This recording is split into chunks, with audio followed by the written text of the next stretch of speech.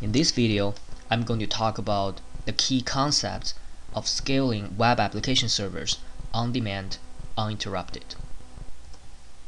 When we talk about scaling, we talk about numbers. And there are two kinds of numbers. One is the number of requests your website receives. And scaling this number means you will have higher capacity of handling higher numbers of requests. And to handle this level of high volume requests, you probably need to scale your hardware. So scaling the hardware is the strategy of handling higher volume. So to simplify this problem, let's look at just one server. So you have a web application server in one box, and probably we don't want to use more servers if one computer is really enough for just minimum number of requests. So we can put both a SQL server and a web server inside one box, which we call an instance. And apparently this structure is not going to scale, because once you have higher volume, this server just can't handle it.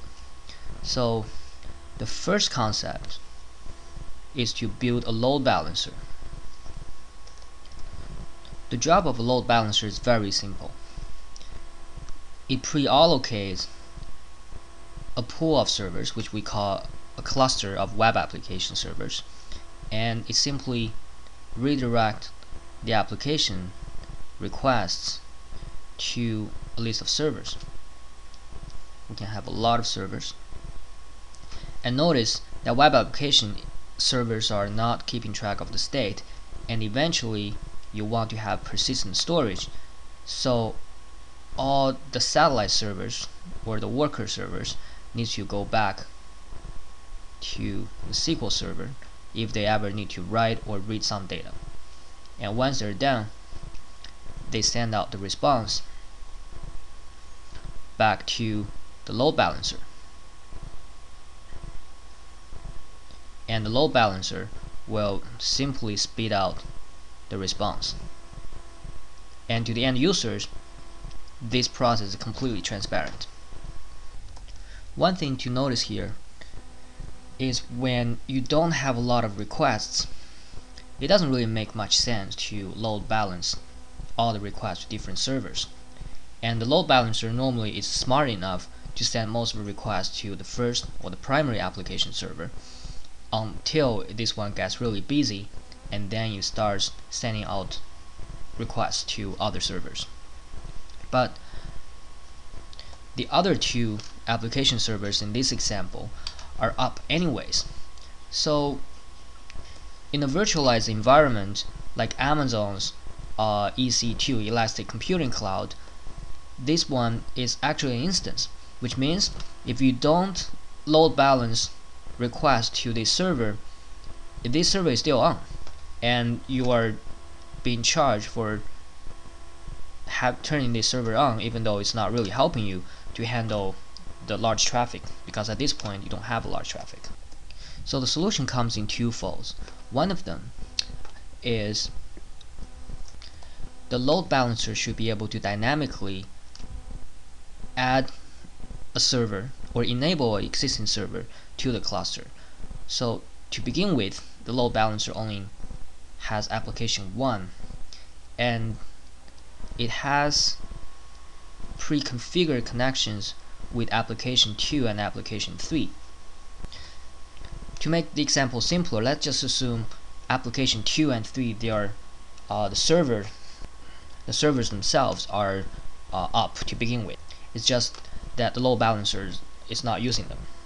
So when the load balancer detects that there's a high volume of requests, the load balancer is going to activate this link.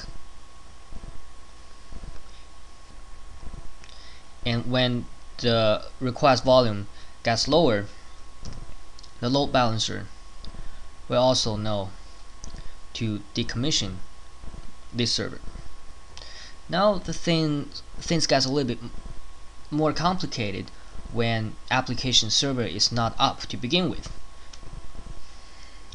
So somebody, either the load balancer or some application server that is already running, should manage all the other servers.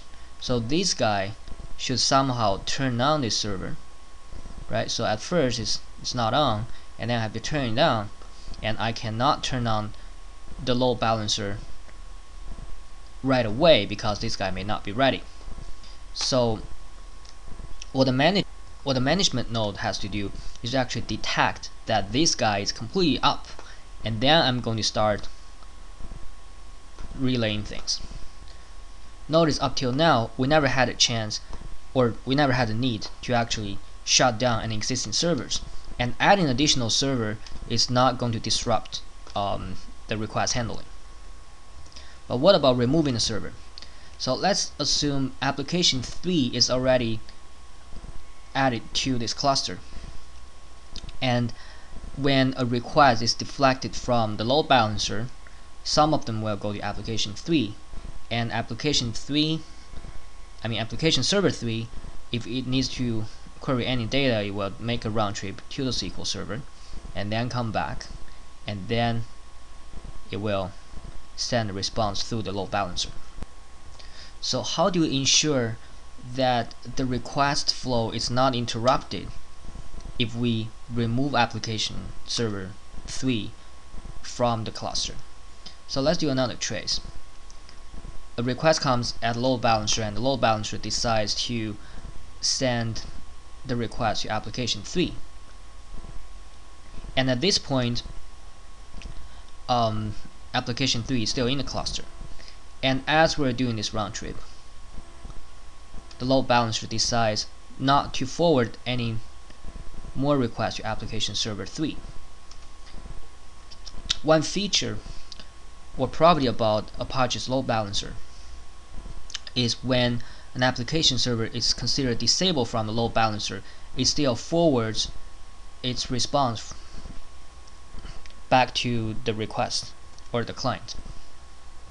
So in this case, it's perfectly safe to actually disable the clustering or the worker server registry inside the load balancer, because after application 3 has calculated everything, and now there's no further forwarding, but the load balancer still forwards request the other way. And at this point, since there's no more forwarding, application 3 is never going to receive any more requests. And notice application 3 is still running, the server is still running, so we're still being charged for money. So the management node, which I chose to host on the primary application server, this management node is responsible for sending this cluster removal function, and in addition to that, it's also going to send another command to actually shut down this server. Just like the starting up process, the application server is actually going to watch if this server has completed all its requests, and only until then it's going to shut down the server. So up till this point, we have discussed all the key concepts and steps for implementing an uninterrupted, on-demand, scalable hosting system.